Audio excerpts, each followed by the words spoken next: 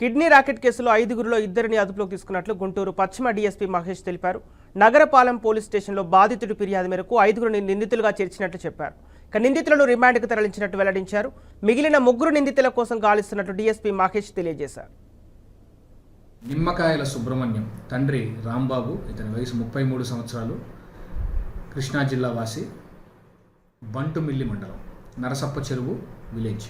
వీళ్ళిద్దరిని మనం అరెస్ట్ చేయడం జరిగిందండి. ఈరోజు వీళ్ళిద్దరిని ప్రాపర్గా ప్రొసీజర్ ప్రకారం రిమాండ్ పెట్టి తర్వాత ఇన్వెస్టిగేషన్కి సహకరించే విధంగా కోర్టులో దాఖలు చేసి వీళ్ళని ఇంట్రాగేషన్ కూడా చేయడం జరుగుతుంది. మిగిలిన ముద్దాయిలైన A2, A4, A5 పైన కూడా ఇన్వెస్టిగేషన్ జరుగుతోంది.